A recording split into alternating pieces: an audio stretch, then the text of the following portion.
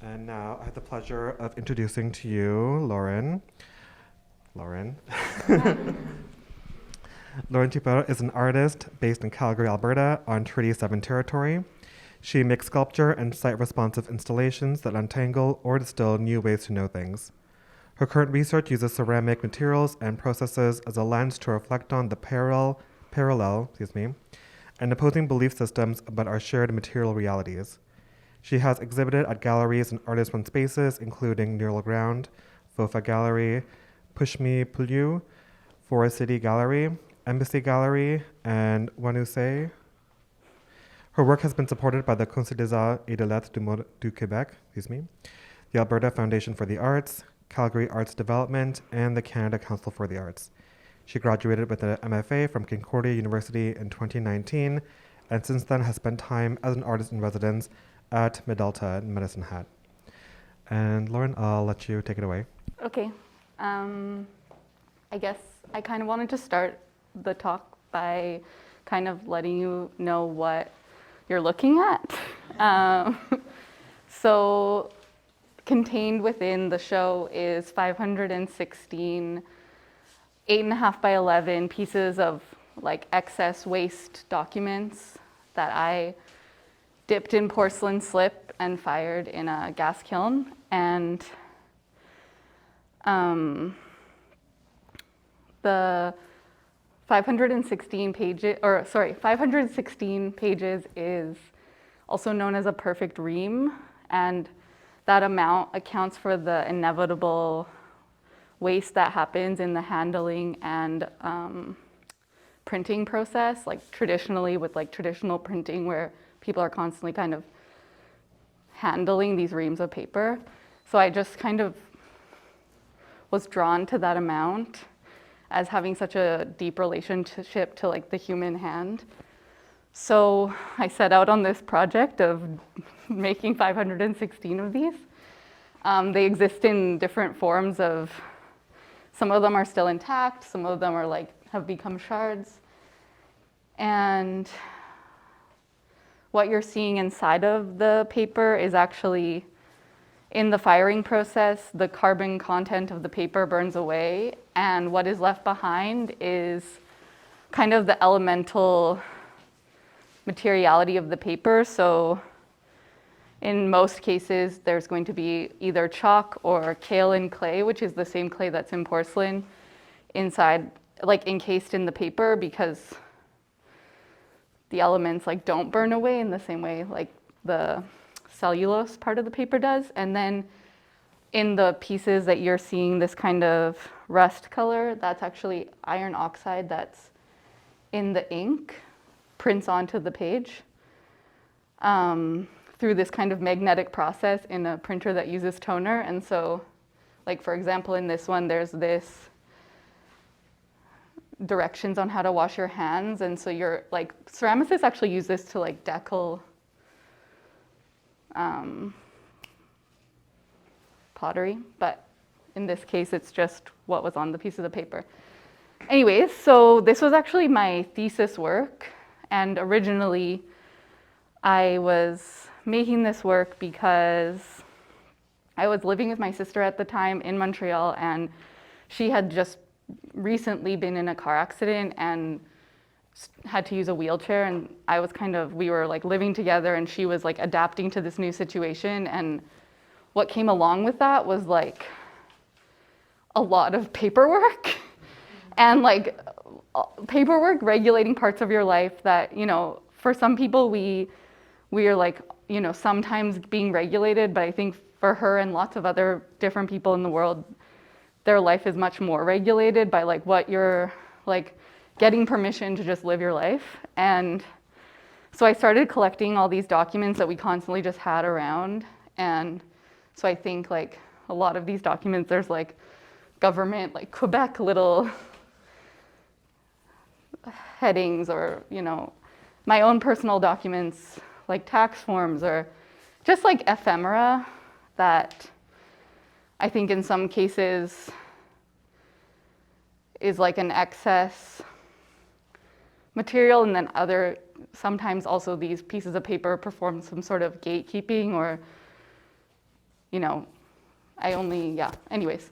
So that was just like a really,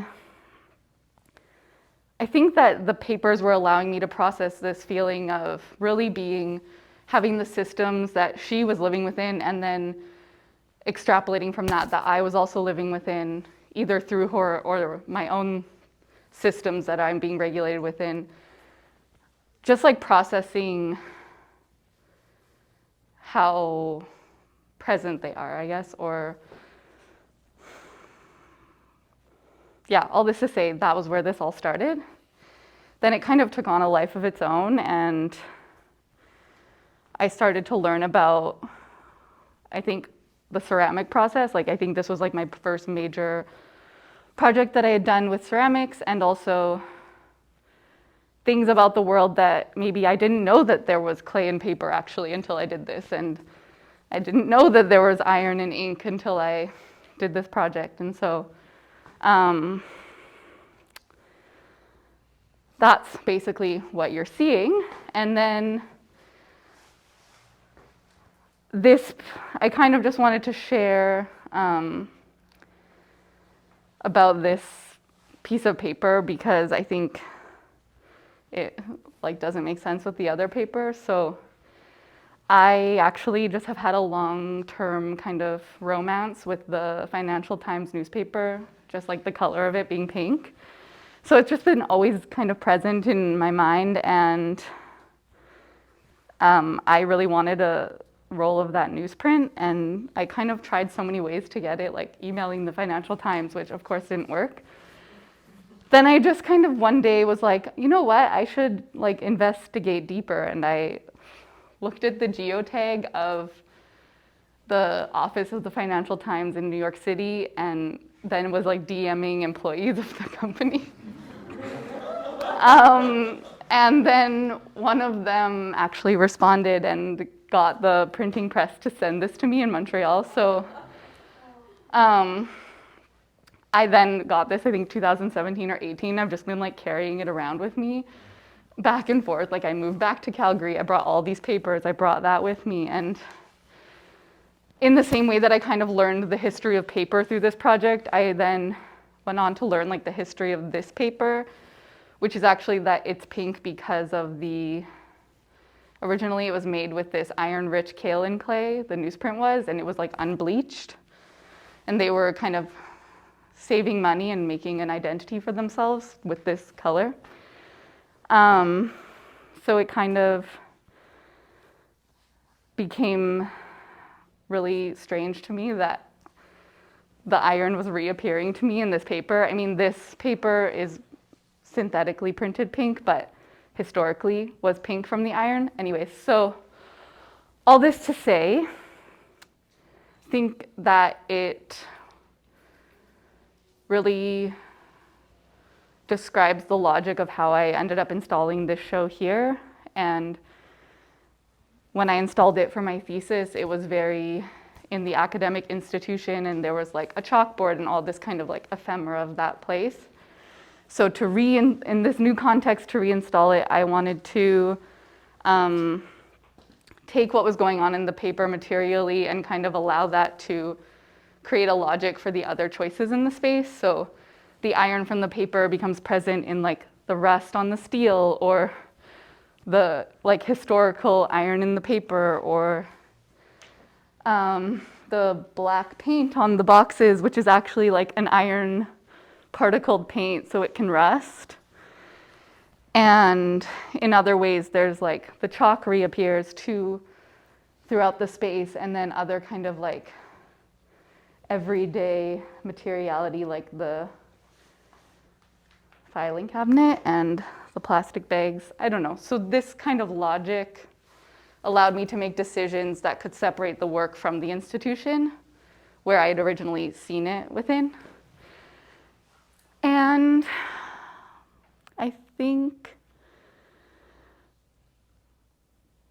yeah, I don't want to keep going on too long. I have one more thing to say, but how's the time? Go for it. Okay. So I think that I've just like told you all these specific details about the show, but I think like as a whole, this is kind of what my practice is interested in, is like focusing really closely in on material and then allowing it to teach me something about the world that I am like operating within.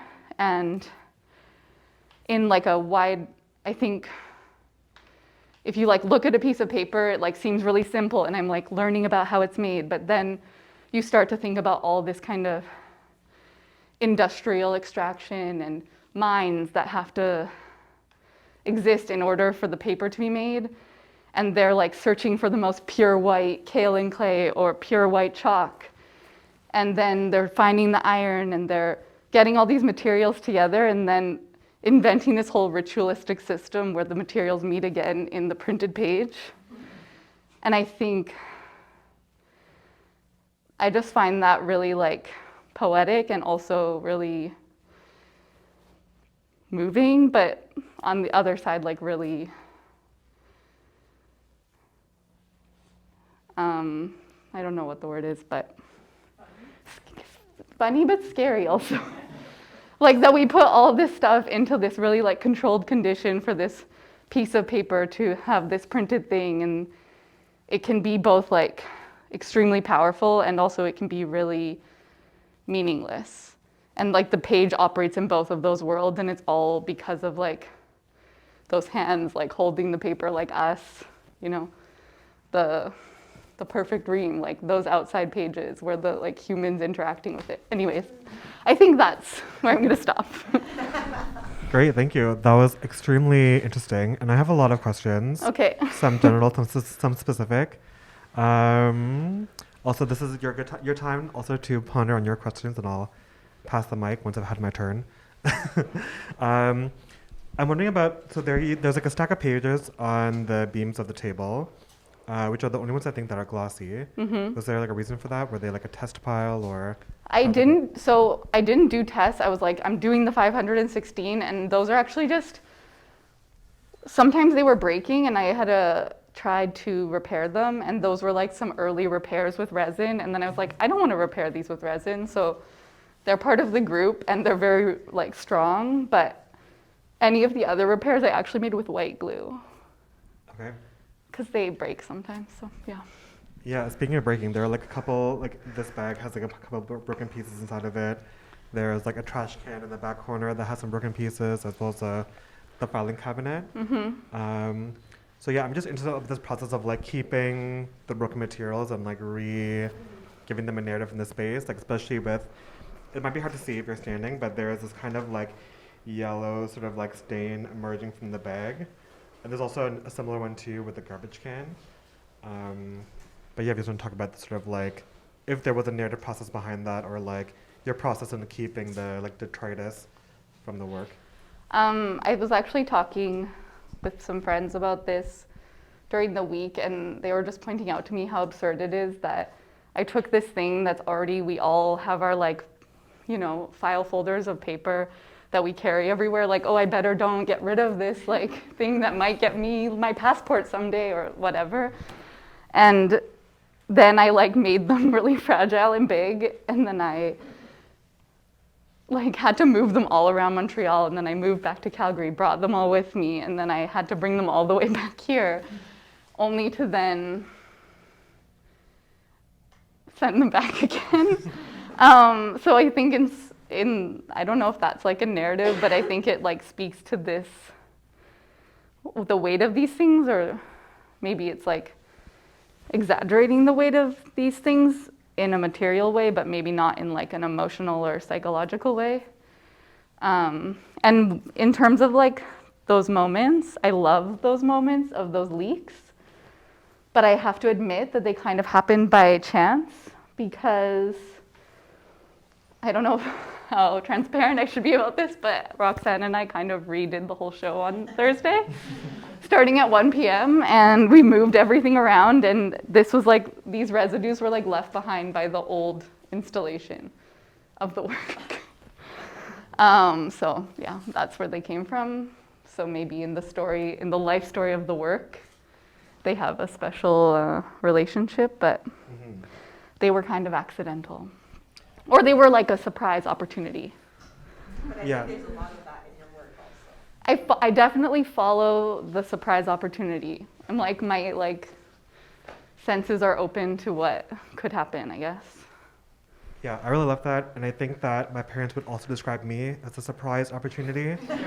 So, me and your work have that in common. Great. I have more questions, but I would love to pass it to the audience if there are people who have questions for Lauren. Hi, Lauren. Hi. I was just wondering, what is up with this carpet? Yeah, well, you know, the carpet almost didn't make it into the show. I made this carpet, I think, in 2018, and it was like had a studio in this building with other offices. I think there was like a place that did stuff with carpet. They weren't like a carpet installer, but they often threw away carpet. So I just took this piece and cut these flaps out in it, and I think the flaps are inspired from those advertisements that they don't want the wind to like blow them off, so there's like holes in them, but I think that form has just become something that I've repeated in both of these cases, but like it's really because I love the carpet that I then just latched onto the form, like the just choice to do that one day. And I don't have more to say about it, but it's here. Sorry? Yeah, the table I made, like 2 weeks ago, and using that same form. I can't say more about it, but I think it's just sometimes you make decisions that you're just like drawn to, and other times they're really like planned. Hi, Lauren. Hi. I was just curious about these little guys there. Yeah, so that is some of this paper, and I think the spitball is kind of a metaphor for me about somebody who's kind of like angry within a system. And it's like really easy to dismiss that anger and be like, you're just like being bad, or like, you know, a kid making a spitball, but then, and this isn't really a defense of the kid making a spitball, but more like in defense of someone who doesn't feel like they maybe have agency in a system or something. And like the spitball could also be seen as like a very resourceful form of like paper making through like mastication, like with wasps, how they make their nests. And also, I forget what the other thing I was thinking about the spitball is, but yeah, I think that I just wanted to, they felt like they were speaking to this kind of like displeasure one could feel.